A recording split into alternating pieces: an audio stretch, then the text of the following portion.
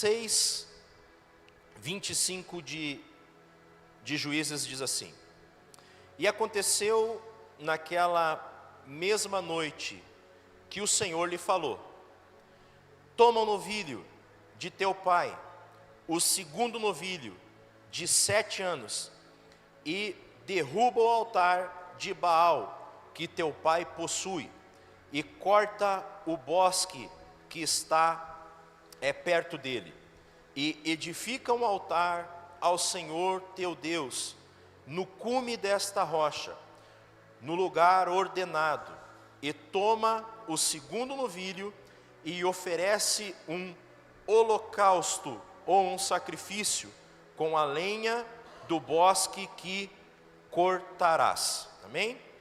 Vamos orar?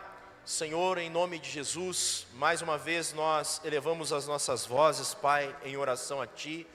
Pedimos que o Senhor continue à vontade, Pai, em nosso meio, para que o Teu Espírito, Pai, venha ministrar em nossos corações aquilo, ó Pai querido, que nós precisamos. Nós sabemos, Pai, e confiamos na Tua Palavra, porque a Tua Palavra, Senhor, nos abençoa, a Tua Palavra nos direciona, a Tua Palavra nos corrige, mas o melhor de todas as coisas, Pai, a Tua Palavra salva, a Tua Palavra cura, a Tua Palavra, Senhor, nos aproxima cada vez mais para perto de Ti. Por isso nós pedimos que o Senhor possa permanecer à vontade em nosso meio, no decorrer, ó Pai, deste culto, e à medida, Senhor, que a Tua Palavra for sendo ministrada aqui, que o Teu Espírito possa encontrar liberdade em nossos corações, para agir, Senhor, da maneira que o Senhor quiser, que o Senhor possa, ó Pai, ministrar em nossas vidas a Tua Palavra, a Tua bênção, Pai. Nós Te pedimos,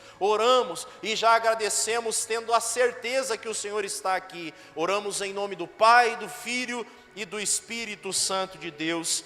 Amém. Louvado seja o nome do Senhor. Queridos, eu quero situar você exatamente nesse tempo, nesse espaço, nessa ocasião onde o Senhor, em uma noite, falou com um jovem chamado Gideão e exigiu a ele algumas coisas, pediu a ele algumas coisas. Você conhece muito bem a história do povo hebreu, do povo de Israel. Eu não quero me deter nessa história porque já é de conhecimento mútuo. Todos nós sabemos que o povo estava escravizado, mas tinha uma promessa de habitar em uma terra que manava leite e mel.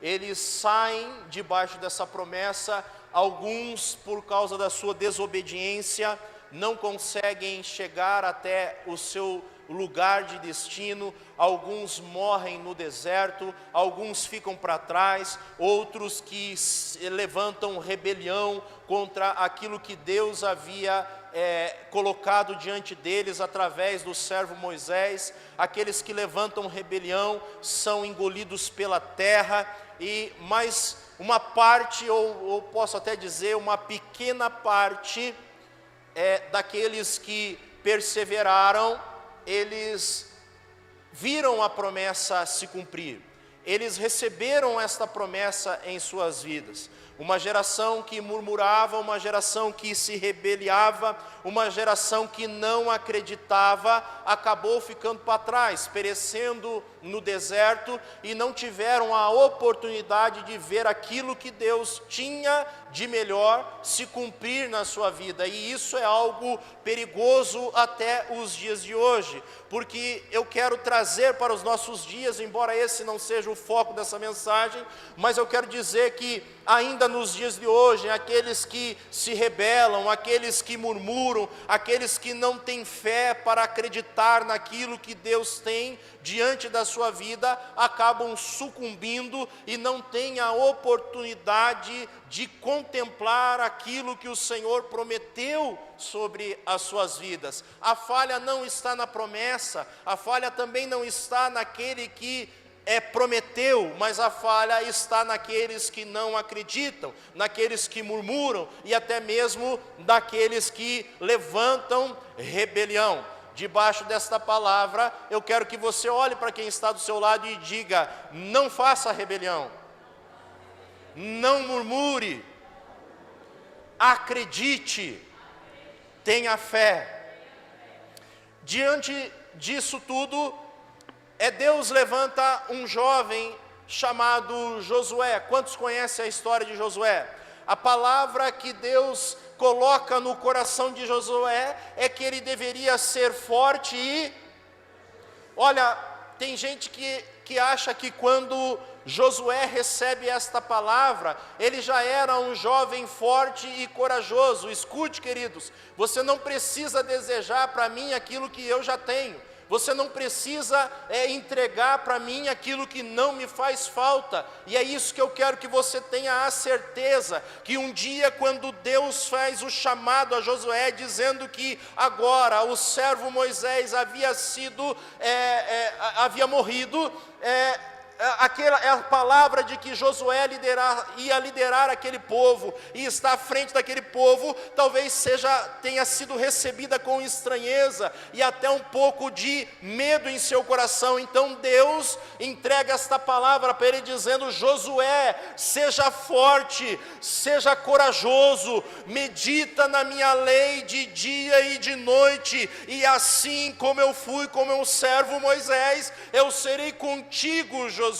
Eu quero dizer para você e revelar, descortinar algo que já está revelado, mas às vezes nós não nos damos conta. Você quer ter sucesso diante de Deus, diante das coisas dessa terra, segue o exemplo de homens de Deus que tiveram sucesso, e o segredo é: medita na palavra dia e noite. Eu quero dizer algo para você, queridos: eu posso me esforçar orando, eu posso me esforçar pregando, eu posso me esforçar fazendo milhares de coisas aqui, mas eu não tenho o poder que esta palavra tem. A palavra do Senhor tem cura, tem libertação, tem porta aberta, tem prosperidade, tem renovo, tem batismo com o Espírito Santo. A palavra do Senhor é a verdade que liberta aquele que outrora estava cativo. Eu não sei se você ainda não se entusiasmou, mas eu já estou com vontade de adorar o nome do Senhor aqui, por causa desta palavra que Ele deixou em nossas mãos. É algo muito precioso para você deixar de lado. Me causa estranheza, queridos. Às vezes eu vou visitar a casa de crente e de propósito eu deixo em casa a minha Bíblia. Eu chego lá e pergunto: não tem uma Bíblia para nós meditar nesta palavra? Quando eu vou pegar a Bíblia, um crente de 30, 40 anos de conversão, a Bíblia ainda está intacta desde o dia que ele desceu as águas, até parece. As páginas estão coladas, não tem uma anotação de oração, não tem um esboço feito. Isso é reflexo, é a prova de quem não está meditando na palavra, nem de dia, nem de noite. Não tem tempo, ou melhor dizendo, essa é a desculpa, porque na verdade prioriza o trabalho, prioriza a escola, prioriza relacionamento, prioriza a amizade, prioriza tantas e tantas coisas, bens materiais, e a palavra do Senhor está sempre em segundo plano. Escute, querido, se o Senhor não edificar, não guardar, não proteger, é tudo em vão aquilo que você faz. Ame a palavra e medita nela de dia e de noite. A palavra do Senhor é o crivo. Eu tenho aconselhado, queridos crentes em Jesus Cristo, que acreditam em Deus e nas misericórdias do Cordeiro, na obra de redenção, e fazem parte de cultos onde palavras são pregadas que não são esta palavra. Até o apóstolo Paulo nos advertia a respeito de um outro evangelho que não é o evangelho da salvação. E sabe qual é o problema? O problema não está no pregador que às vezes erra, ou talvez não tem sabedoria, porque a mesma palavra que Deus entregou para mim é a mesma palavra que Ele entregou para você, a mesma palavra que está perdurando nos séculos dos séculos, a mesma palavra que diz que passariam céus e terra, e a palavra não passaria. Não é exclusividade de pregador, de pastor, de bispo, de apóstolo. Esta palavra é uma carta de um Deus apaixonado e zeloso por você. Medita nessa palavra. Louvado seja o nome do Senhor. Josué faz com que o povo entre na terra prometida. Glórias ao nome do Senhor. Guiado por Deus, pelo Espírito do Senhor, eles entram em Canaã. E Canaã é justamente aquilo que a palavra descreve. Você sabe a história dos espias, eles trazem de lá frutos grandes, abençoados, eles trazem dessa terra, e essa terra é tudo aquilo que Deus prometeu. E quando eles estão naquela terra, Josué já está com uma idade avançada, se não me falta a memória, 110 anos, e ele não consegue conquistar tudo aquilo que Deus tinha preparado para ele. A promessa de Deus, eu vejo que quando o Senhor faz uma promessa, quem está debaixo de promessa aqui? Só para eu ver se eu não estou sozinho. Eu vejo que quando Deus faz uma promessa, esta promessa ela é transcendental. A promessa do Senhor, ela não se detém apenas à minha vida, mas àqueles que me cercam e àqueles que virão após mim. Aquilo que eu vivo no Senhor, eu recebo e profetizo e distribuo, e entrego para aqueles que me cercam, para os meus filhos, minhas filhas, os meus amigos e quem quiser crer no mesmo Deus que eu creio. Sabe por quê? Se a palavra do Senhor diz que a bênção dele é sacudida, é recalcada, é abundante, é uma bênção que eu não tenho nem onde guardar. Eu não vou tentar aumentar o meu celeiro, eu vou distribuir, compartilhar a bênção que Deus tem na minha vida. Aquilo que Deus tinha na vida de Josué era para ele, e não somente para ele, mas também para as gerações vindouras, habitar em uma terra que manava leite e mel. Vale a pena viver debaixo de uma promessa, porque a promessa diz respeito a mim, diz respeito aos meus filhos, diz respeito aos filhos dos meus filhos. Se eu digo que a minha casa é uma bênção, a casa das minhas filhas será também uma bênção, as casas de meus netos também serão bênção. Se você diz que você é uma bênção, os seus filhos serão uma bênção, os seus netos serão uma bênção, e aqueles que virão nas gerações futuras ainda serão uma bênção, e viverão debaixo da promessa que o Senhor fez. Você tomou posse e acreditou naquilo que o Senhor havia dito. Aleluia.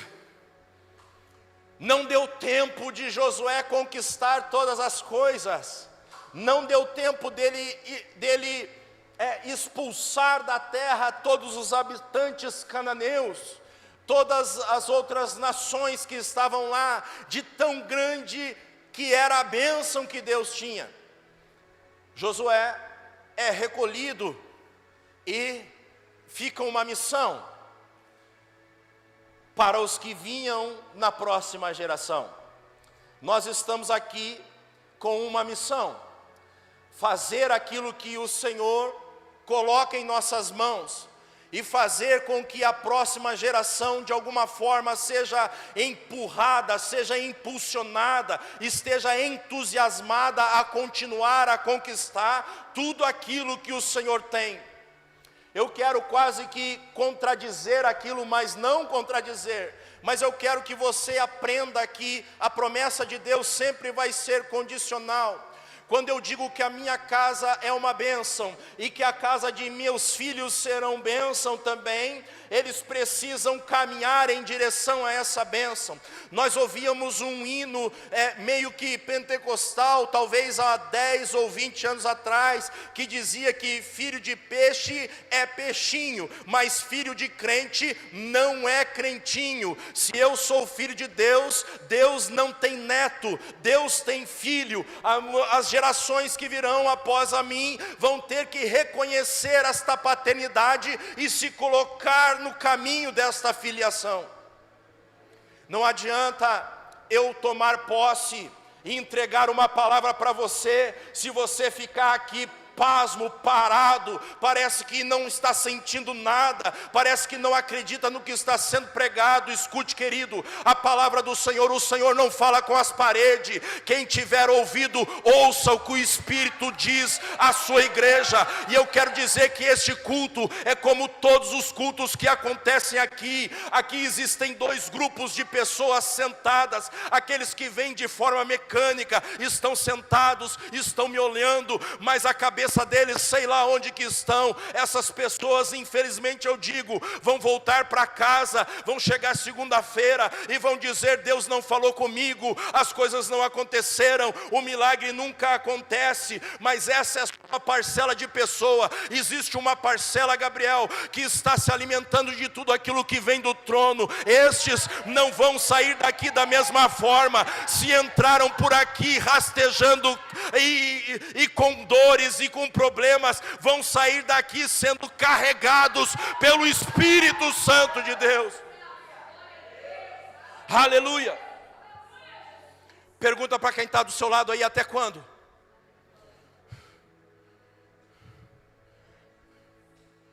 Aleluia. Josué deixa uma tarefa para a geração vindoura. Embora em uma das suas últimas palavras ele diz: olha, pode Israel inteiro se desviar, porém eu e minha casa. Exato. O que acontece? As primeiras tribos que têm uma missão de continuar aquilo que havia começado lá no Egito. O processo começou lá no Egito, queridos. O processo de libertação, o cumprimento da promessa começou lá para este povo. Josué tem esta missão de indicar o caminho quando ele não conseguiu mais ir, de apontar a direção, de incentivar as próximas gerações. Mas as primeiras tribos que têm esta missão de dar continuidade, a palavra do Senhor diz que quando elas começam a conquistar o território, elas fazem algo que o Senhor não falou que deveria ser feito. Elas começam a não mais expulsar o povo dali, a não mais tomar posse de tudo aquilo que o Senhor tinha para eles, por completo. Mas a terra que eles conquistam, e que era para eles trabalharem naquela terra, eles deixam os cananeus ali e tem uma ideia de Satanás no coração deles, dizendo: nós vamos explorar eles. Colocam os cananeus para trabalhar, e dos cananeus, do povo que estava ali, começam a cobrar impostos. A visão deles já não estava mais na conquista, nem tampouco na promessa, estava nos bens materiais. Escute, querido, isso tudo é passageiro. Tira os seus olhos dessas coisas, coloca os teus olhos em Deus, que Ele é o dono do ouro e da prata. Na medida do que você precisar, o Senhor vai entregar. O Senhor vai entregar. Começa a deixar um povo em uma parte da terra, outro povo em outra parte da terra, e não fazem aquilo que o Senhor diz para eles fazer.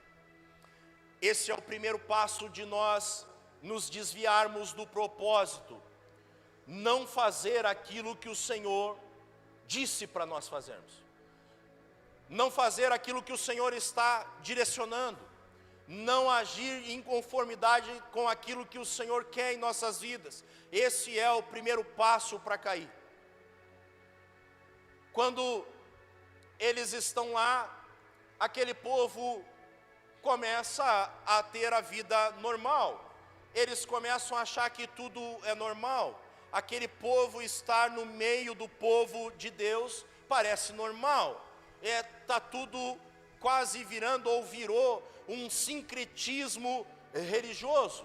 As coisas se misturaram, as nações se misturaram, os deuses agora de Canaã, Baal, Astarote, Aserá, agora fazem parte do culto de Israel. Israel agora, que é o povo exclusivo, separado, nação eleita, povo adquirido, agora está adorando em cultos pagãos.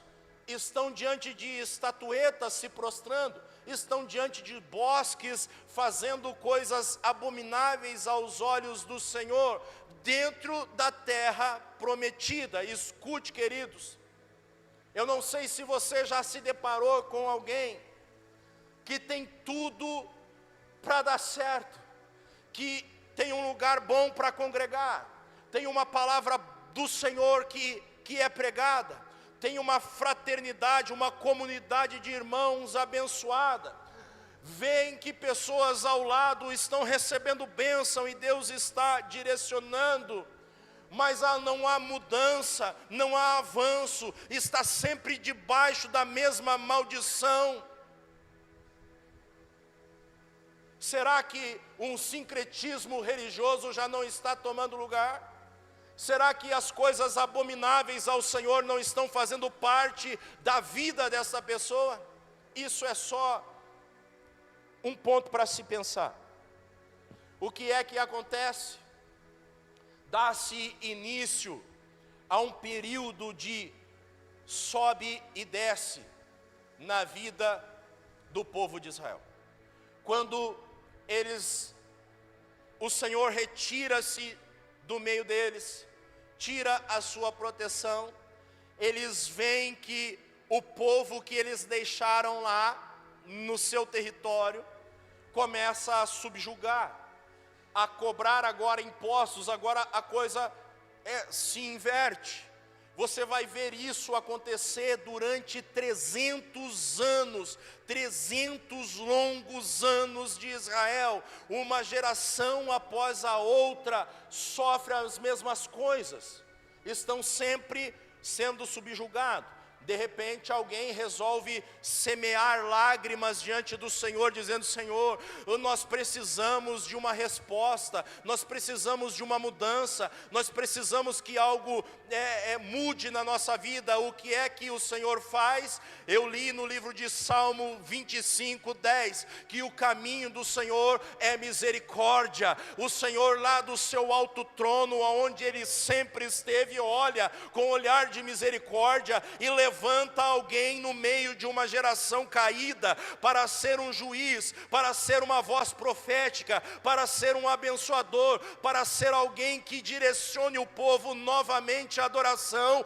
ao Deus de Israel. Escute, queridos, eu quero dizer uma coisa para você: há uma palavra de avivamento direcionada para o Brasil, há uma palavra de mudança espiritual direcionada para o Brasil, e eu quero dizer, queridos, que assim como foi na época de Juízes, em meio a uma geração caída, perversa e subjugada pelo inimigo, Deus levantará algumas vidas que serão vozes proféticas nessa nação. Se o Senhor tivesse que escolher alguém, eu seria um. Tem mais alguém aqui que iria? Tem mais alguém aqui que quer? Então reage diante do Senhor.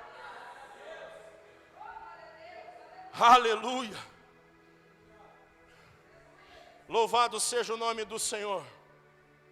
E isso acontece no livro de Juízes. Diversas vezes o Senhor levanta uma voz profética, alguém para livrar Israel. O Senhor através de toda a sua graça, o seu poder, a sua misericórdia, faz com que Israel seja livre e comece a viver tempos de abastança, tempos de bonança, tempos de calmaria. Escute, queridos, eu tenho uma palavra para dizer para você: não lembre do Senhor apenas quando você está sendo subjugado, não lembre do Senhor apenas quando a porta se fecha, não lembra do Senhor apenas quando a enfermidade bater a porta da sua tenda, porque quando você está na hora da bonança, é que você tem que jubilar diante do Senhor. Sabe por quê? Isso vai garantir o teu acesso ao trono dele, porque se você não virar um apóstata, virar as costas ao Senhor, o dia mau vem e você estará sozinho. Permaneça. Se no dia mau o Senhor respondeu a sua oração, no dia da alegria Ele vai corresponder à sua felicidade e vai estar com você também nesse dia. O caminho do Senhor é misericórdia, mas também é júbilo, também é alegria. Lembra-te do Senhor quando você estiver no conforto também. Eu nunca vi crente ler tanta Bíblia quando as coisas estão indo ruim. Eles acham que usam a Bíblia até como uma espécie de talismã, folheiam com os olhos fechados e dizem: o Senhor vai falar comigo. Escute, queridos, a Bíblia não é um talismã, a Bíblia não é um jogo de sorte. A Bíblia está contida a história minha e sua, mas nela existem dois caminhos também contidos. Continua sendo a minha história, continua sendo a sua história, mesmo nesses dois caminhos. E qual é o seu caminho? Qual é? Dentro dessa história, dentro desta palavra. Aqui não é um jogo de sorte, são os oráculos do Senhor, a visão do Senhor a meu respeito e ao seu respeito. Quem é você? Se eu ler aqui na Bíblia, quem é você? Se nós meditarmos nesta palavra. Escute, queridos, no tempo da dificuldade você tem que plantar. No tempo que as coisas apertam você tem que orar, você tem que jejuar, você tem que buscar. E na hora que você estiver bem, você tem que se manter nessa posição, orando, jejuando, buscando, adorando e garantindo a tua permanência nos átrios do Senhor. Pode ter certeza, é o melhor lugar para você estar. No capítulo de número 5, nos últimos versículos, ou na última frase do livro de Juízes, a palavra do Senhor diz que após um grande livramento, Israel teve sossego por 40 anos. É muito mais tempo do que eu já estive sossegado, muito mais tempo. Tem gente aqui que não tem 40 anos, acho que a maioria do que estão aqui não tem 40 anos. E nos seus 20, eu vou baixar um pouco, 18, nos seus 19, ainda não tiveram anos de sossego, ainda não tiveram anos de descanso. Nos seus 30, nos seus 50, não tiveram 10 anos, 15 anos de descanso, não tiveram 20 anos de bonança. E eu não quero dizer com isso, queridos, que você estava todo esse tempo afastado, não. Nesse tempo, eu pergunto para você, onde você estava? Eu respondo, onde Deus estava. Deus estava onde Ele sempre esteve, no trono, no controle de todas as coisas. E nós, onde que estávamos?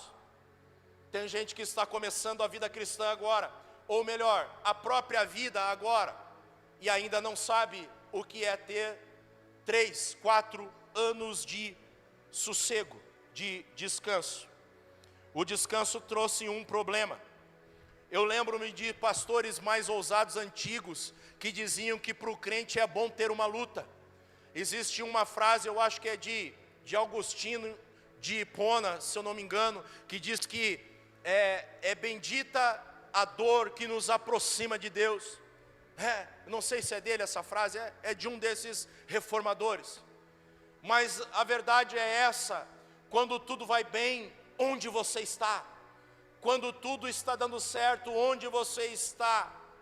A palavra de Deus continua a mesma, você estando na bonança ou você estando em desespero. A palavra do Senhor diz que aquele que leva a sua semente chorando, vai trazer os seus molhos e cantando de alegria. Isso é no tempo ruim e no tempo bom. Você estando num tempo ruim, semeie. Você estando num tempo bom, continua a semear para que você se mantenha, para que você não volte ao primeiro estado, você não volte ao lugar que você caiu, ao lugar de onde o Senhor te tirou. Não volte. O que acontece é que aqui nos tempos de Gideão, a apostasia tomou conta de Israel. A família de Gideão, o seu pai Joás, é um devoto a Baal. Ele tem estatuetas, tem coisas guardadas para cultos, tem um bosque que é particular dele para a adoração a Baal. Me causa até uma certa estranheza saber que nós crentes às vezes não temos um lugar especial para adorar o nosso Deus. Me dá uma certa estranheza saber que o pessoal que estava lá, só naquela época, hoje não, tinha até um cantinho separado dentro da casa, para colocar a sua estatuetinha lá, e dizer, não, aqui é o meu lugar de culto, e o crente não tem um lugar nem no pé da cama, onde dobrar o seu joelho, e falar com o seu Deus, e falar com o seu Pai. Me causa estranheza. Dura essa palavra. Olha para quem está do seu lado e diga, o pastor está pregando duro hoje.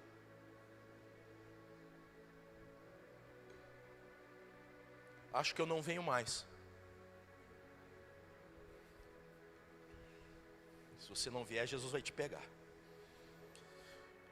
Queridos, o que acontece aqui é que a palavra do Senhor diz que já vai começar um outro ciclo de desespero. Ou melhor, já começou um outro ciclo de desespero. O Senhor está no mesmo lugar, o Senhor está no trono, mas agora Ele não tem mais a adoração dos seus filhos. O Senhor, Ele tem a sua adoração? Tem? De coração mesmo. Ele não tem mais a adoração. E o que acontece? Os midianitas começam a tomar a sua colheita. Um ano. Já pensou? Você trabalhar o ano inteiro para poder colher, para poder receber a sua remuneração, e na hora que você vai receber, você ser roubado, ou você não poder ter acesso àquilo. Já pensou? Eu não sei, faz um cálculo básico aí, que você conseguisse se manter um ano sem dinheiro. Quem consegue se manter um ano aí sem dinheiro? Quem? É só os que moram no pai, né, e na mãe. O resto tem que trabalhar. Mas vamos dizer que você ganhou tanto dinheiro o ano passado, que esse ano você pode ficar o ano inteiro só de boa. Glória a Deus, eu queria isso, recebo, Senhor. Quem mais recebe? Um ano inteiro de boa. Já pensou você trabalhar e dizer assim, olha, eu não preciso mexer no meu dinheiro durante um ano, estou tranquilo, né? Só em dezembro que eu vou pegar lá para mim viajar, para mim ir para Cancún, né? Tem um ônibus ali no terminal que vai para Cancún, né? Campo Comprido. Vai para lá passar férias, mas aí o dia que você vai lá, pega o seu dinheiro, o bolo de dinheiro, você é assaltado, você é roubado. era o dinheiro de você passar o próximo ano inteirinho, o que é que você faria? Eu choro. Eu me desespero. Eu entro no mundo de contravenção. Eu quero orar por você depois do culto, se você pensou nisso. Eu saio roubando. Eu quero orar por você. O que é que você faz se você tem um ano inteiro pela frente e não tem nada? Eu poderia judiar um pouquinho de você e dizer assim que só o dinheiro do mês ia te faltar. Não é? Quem já entraria em desespero aqui? Olha o sem fé aí, ó. Um mês só não é nada. 2 meses sem ganhar nada. As panelas já conversam com você no armário, ou não é? Ainda mais aqui que os aviões passam perto, as panelas blá, blá, blá, blá, blá, lá no armário. Imagina 6 meses. Você aguentaria? Meu Deus. Isso aconteceu com Israel 1 ano, 2 anos, 3 anos, 4 anos, 5 anos, 6 anos. E aqui, Gideão já está no 7º ano. Que é isso que acontece com Israel. O que é que eles têm para comer? O que é que eles têm para plantar? O que é que eles fazem? Se nós com 1 mês já somos capazes de nos desesperar, ainda bem que a câmera não pega quem levantou a mão aquela hora, né? Tá focado aqui. Então você ia ser envergonhado no YouTube.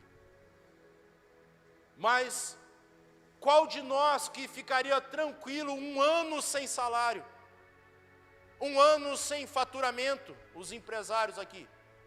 1 ano sem, ou melhor, trabalhar o ano inteirinho, vender o ano inteirinho e no final não pegar o seu pagamento. 1 ano, 2 anos, 3 anos, né? Tem empresário aqui que se o cliente atrasar 5 dias, vai lá bater na porta, fala, vou te matar se você não pagar. Sim ou não? Hein, Léo? Não dá vontade? O que acontece se o patrão era o 5º dia útil? Esse miserável não me paga. 1 dia você já fica murmurando. É ou não é? Olha para quem está do lado, cutuca só não, nem olha, só cutuca e fala assim, fala a Deus. Isso é para você não murmurar mais. Você está rindo, né? Você faz também. O que acontece? 7 anos. Aí Deus encontra com Gideão. O anjo do Senhor encontra com Gideão. E aqui vai ter início uma batalha. Depois de 7 anos de opressão, uma guerra vai ter que acontecer, né? Nós por muito menos do que isso já fazemos uma guerra. Aqui 7 anos uma guerra vai ter que acontecer.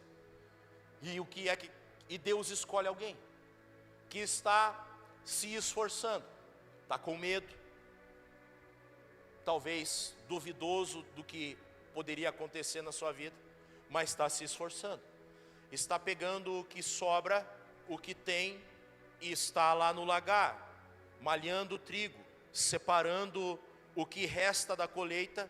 A palavra do Senhor diz que os midianitas eram tão numerosos como gafanhotos, que não podiam se contar, nem eles, nem os seus camelos. Eles vinham, roubavam toda a colheita, davam para os seus animais, tacavam fogo no que sobrava, e o resto, quem conseguia esconder, que conseguia. Eu vejo que Gideão estava fazendo o melhor com aquilo que ele tinha. Estava com medo, estava talvez duvidando de algumas coisas, mas estava fazendo o melhor com aquilo que ele tinha. Diz para quem está do seu lado, faz o melhor com aquilo que você tem.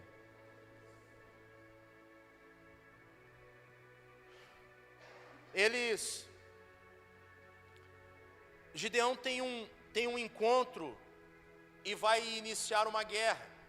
Mas eu quero dizer para você que uma guerra ela é dividida por várias batalhas. Várias batalhas. E Gideão vai ter algumas batalhas. você vai ver, e não pense que a batalha, que Gideão teve uma batalha. Se você for um leitor superficial, você vai descobrir isso. Não Gideão chamou os 300, né? E daí foi lá, gritou, e os midianitas ficaram tudo doido, fugiram, se mataram, e ele ganhou essa batalha. Não, ali ele ganhou a guerra. Só que ele vinha enfrentando algumas batalhas, desde que quando ele saía da sua casa de manhã, de tarde, de noite, eu não sei, para colher o que ficava, para esconder dos midianitas, para escondido no lagar, sem visibilidade, garantir o seu sustento. Sabe onde que Deus nos responde? É na invisibilidade. É quando o holofote não está direcionado a nós. É quando as pessoas não estão nos vendo, que é onde nós mostramos onde nós estamos, quem nós somos, o que estamos fazendo. Não é aqui. Aqui você coloca a sua melhor roupa, você toma um banho, coloca perfume importado, né, Fernando? Para vir no culto. Aqui nós estamos todos assim. Mas e quando nós não temos visibilidade? Como nós estamos? E eu estou falando diante de Deus. Gideão começa uma primeira batalha. E a primeira batalha é não atribuir a Deus alguma culpa. Quando o anjo do Senhor vem anunciar a Gideão, dizendo: paz seja convosco, o Senhor é contigo. Qual é a primeira coisa que Gideão diz? Não sabia nem com quem estava falando. Já começou. Se o Senhor fosse conosco, esse mal não tinha me sobrevido, não tinha vindo sobre nós. Se o Senhor fosse realmente conosco, essas coisas não aconteciam. Nem sabia o que estava acontecendo, já estava reclamando. Você conhece alguém assim? Pega o ônibus, reclama. Você vê como é que pode, né? A política, não sei o que está acontecendo. Deus esqueceu do Brasil e todas essas coisas. Você conhece alguém que nem conhece a pessoa direito, já começa as suas lamentações? Conhece? Esse era Gideão. Se o Senhor estivesse... Escute, queridos, eu já falei umas 3 vezes aqui, e foi proposital, para você saber aonde estava Deus. Se Deus estivesse comigo, aonde que está Deus? No mesmo lugar de sempre, no controle e no trono. A pergunta é: onde estava Israel? Deus estava no controle, estava no trono, mas onde estava Israel? Israel estava dentro das suas cavernas, adorando Baal. Israel estava nos seus bosques, adorando postes ídolos. Israel estava fazendo alianças que o Senhor não tinha, ou melhor, tinha dito para não fazer. Se o Senhor... a primeira batalha que Gideão enfrenta é a mesma batalha que nós enfrentamos. É deixar de atribuir a Deus as nossas perdas. Esses dias eu estava falando com alguém a respeito de um homem na Bíblia que foi muito próspero, que foi muito abençoado, que sofreu ataque do inimigo, mas ele teve uma falha. Jó, a palavra do Senhor diz que ele é um homem justo e bom. Olha as Bíblias coladas aí. E o que é que se desviava do mal? É isso que diz a palavra, que ele era um homem sábio, rico, com uma família grande. E Deus permite que algo ruim venha sobre a vida dele. Tem um diálogo lá do sanguinolento Satanás, dizendo: é de balde que Jó te adora. Olha só, ele está tudo bem na vida dele, né? Deixa que eu tocar nas coisas dele lá, que eu quero ver se ele te adora ainda. Com o passar do tempo, você conhece a história. O inimigo ferozmente quase acaba com a vida de Jó. Quando a sua mulher, que atribuem loucura a ela, vem dizer algo para Jó, dizendo que ele devia amaldiçoar Deus e morrer. Aqui tem algo que não está muito claro, mas você vai perceber hoje. Ele fala para sua mulher dizendo: você fala como uma louca você fala. O bem de Deus você quer receber com prazer, mas agora o mal você não quer mais aceitar. Deus me deu, e Ele mesmo, quem disse que Deus tomou? Quem foi que ceifou os filhos de Jó? Quem foi que ceifou os rebanhos de Jó? Quem foi que tocou na saúde de Jó? Quem foi que quase acabou com a vida de Jó? Quem foi? Foi o diabo. Ele mesmo pediu autorização. Mas Jó está igualzinho eu, igualzinho você, atribuindo as perdas a Deus. Ah, não é possível, Deus, que isso vai acontecer de novo na minha vida. Não é possível, Deus, que o Senhor fez isso. Não é possível. A primeira batalha que você tem que vencer é essa: não atribuir a Deus as coisas que você fez de errado, nem as coisas que o inimigo faz, porque você talvez tenha dado legalidade, tenha dado brecha. Diga: eu venço a primeira batalha. A segunda batalha, querido, ou melhor, ainda sobre a primeira batalha, é não culpar a Deus sobre o abandono. Ai, Deus não me ouve mais. Rapaz, se vocês soubessem quantas vezes eu já ouvi isso dentro de hospitais. Teve gente que já teve o desprazer de ouvir isso junto comigo. Você vai nos hospitais orar, é a primeira coisa que você ouve: Deus não me ouve mais, pastor. Onde está Deus? E eu tenho que dizer: Deus está no mesmo lugar, está no trono, está no controle. O problema é onde você estava quando as coisas estavam bem. A primeira batalha é essa: saber onde Deus está e onde você está. A primeira batalha é não culpar Deus. A segunda batalha não é lutar contra o inimigo externo. Não é já pegar o capacete da salvação, a couraça da justiça, o escudo da fé, a espada do Espírito, a sandália do Evangelho e sair bem louco aí dizendo: agora Satanás vai se ver comigo. Não. A primeira batalha é não atribuir a Deus aquilo que não foi Ele que fez. A segunda é vencer o inimigo interno e não o externo. É resolver o problema espiritual primeiro. É saber quem você é em Deus, como você está, para daí depois sair por aí querendo pisar a cabeça de Satanás. Engana-se você, se o inimigo não tem poder. Você talvez não tenha experimentado retaliação ainda. Pastor, o senhor está livre? Não, também sofro. Eu falo com um foguinho que no campo espiritual eu entro, apanho, me refortaleço, vou lá e bato também. E é assim que é a vida de um pastor.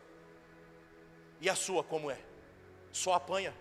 Porque só bate eu tenho certeza que não é.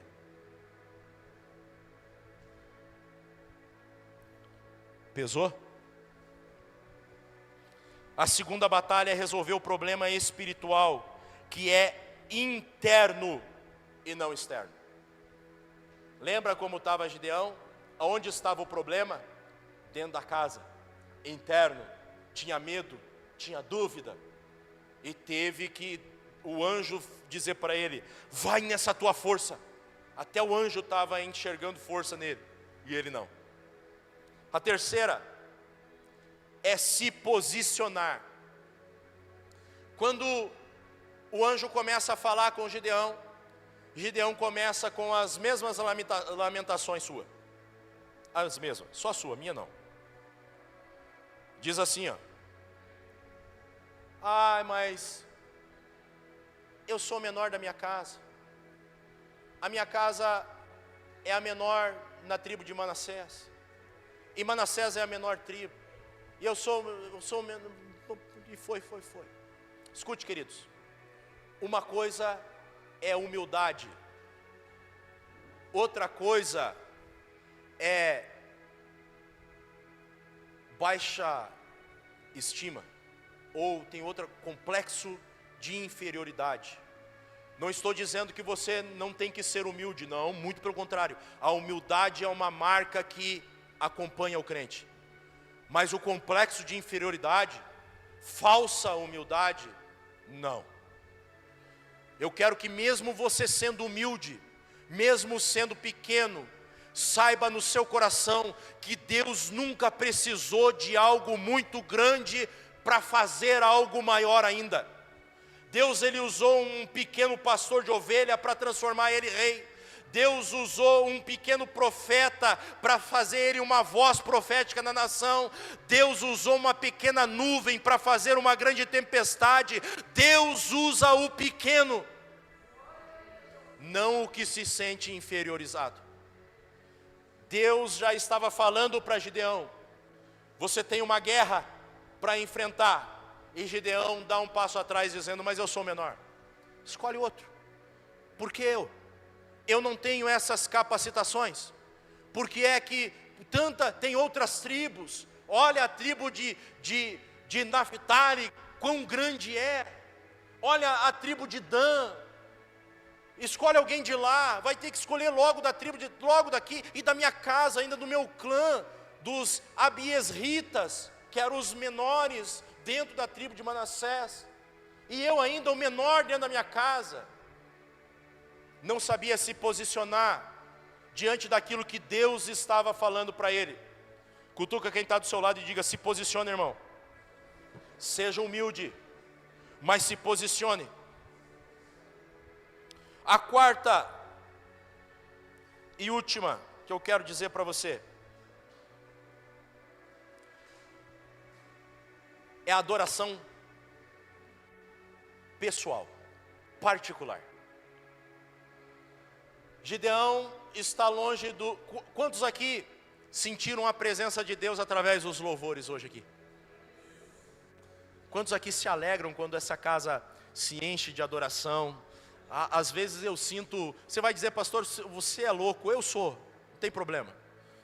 Às vezes eu sinto até as asas de anjos batendo aqui. Eu sinto o vento. Eu falo: olha, o coral celestial desceu aqui para ajudar nós no meio desse louvor. Eu sinto isso. Eu fico ali no meu lugarzinho, no meu cantinho ali, só nessa loucura, só nisso.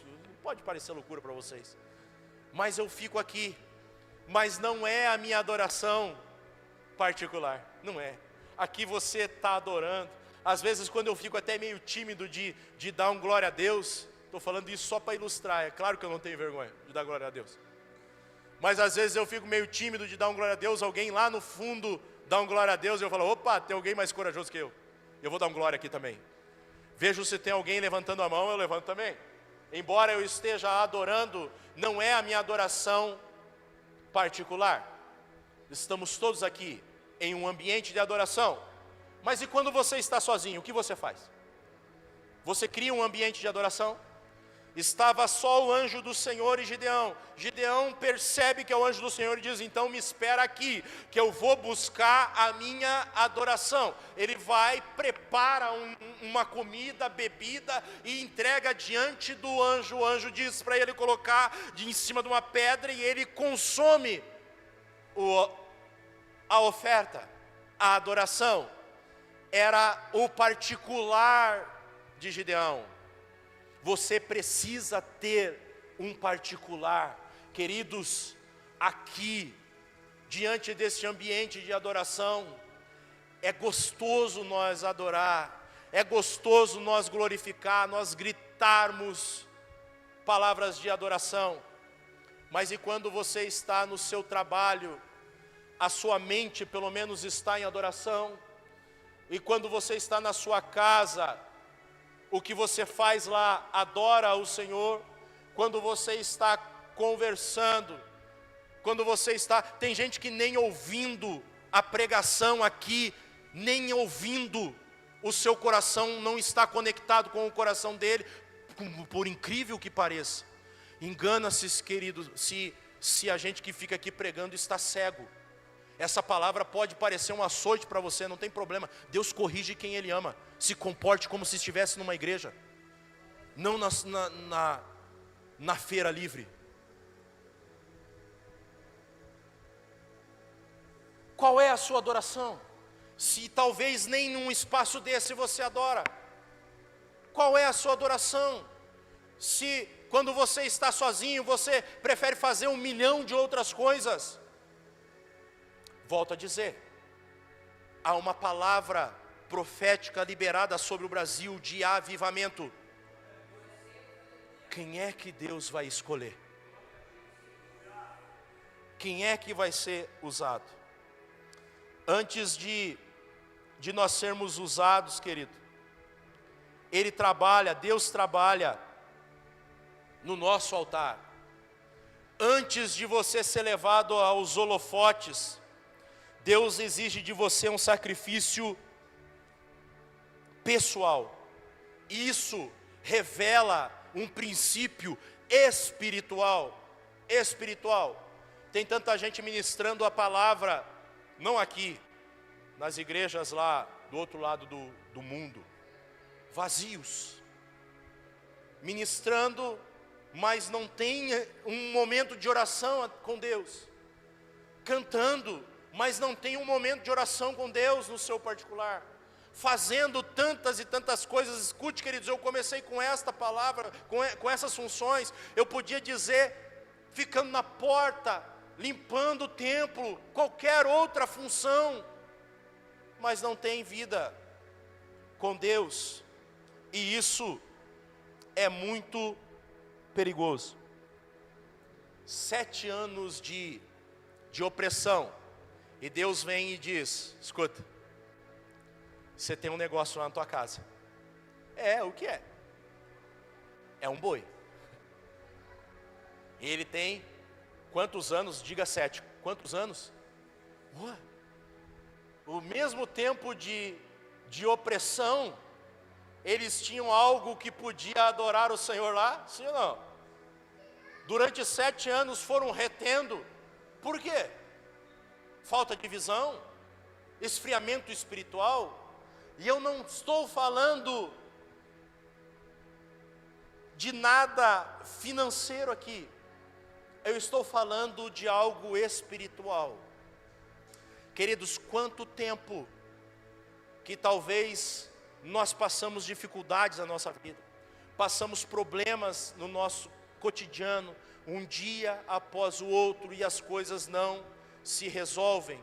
Existem coisas que são naturais, existem coisas que são comuns, existem coisas que nós provocamos e nós temos que resolver. Mas quantos de nós estamos retos, estamos nos esforçando, estamos fazendo a coisa certa, mas parece que o problema não se resolve, parece que o negócio não vai para frente, parece que a luta todo dia está lá, na porta da sua casa dizendo: sou eu de novo. Existe algo que nós precisamos entregar. Gideão tinha algo que o seu pai tinha, na sua casa tinha, que ele precisou sacrificar. E sabe o que era? Era algo precioso para eles. Talvez algo que fosse garantir a sobrevivência quando ele não pudesse mais malhar o trigo no lagar. Eu não sei por quanto tempo eles planejavam guardar aquilo. Talvez Joás ia guardar como herança para Gideão, eu não sei.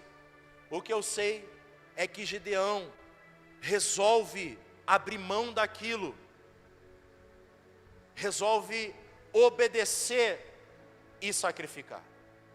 Quando Deus fala com Gideão, ele diz: olha, você vai pegar o boi, aquele que tem 7 anos, aquele que está tenro, está pronto para o sacrifício, e você vai entregar para mim. Os altares de Baal você vai derrubar, os postes ídolos você vai cortar, os bosques você vai usar a madeira e vai fazer para mim um sacrifício.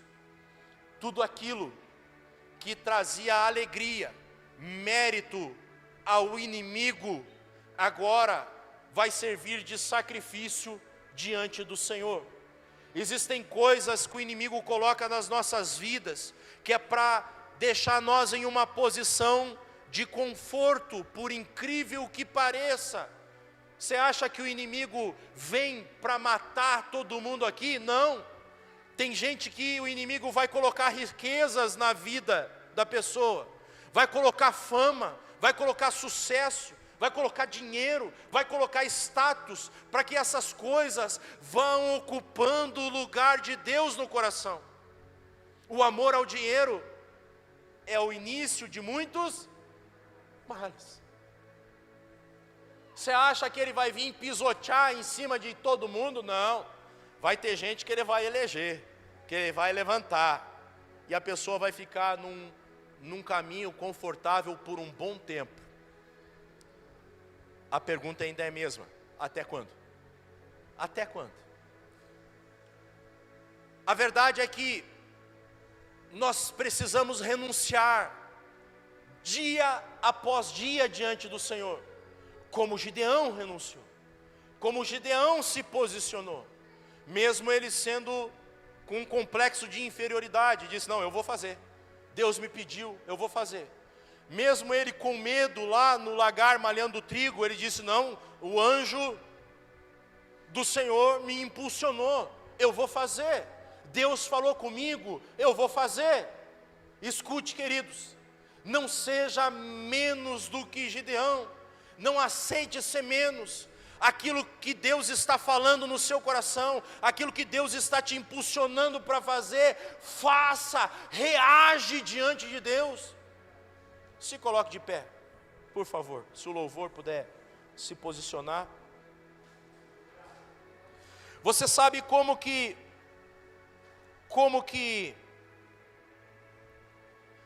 acaba essa história, essa narrativa bíblica?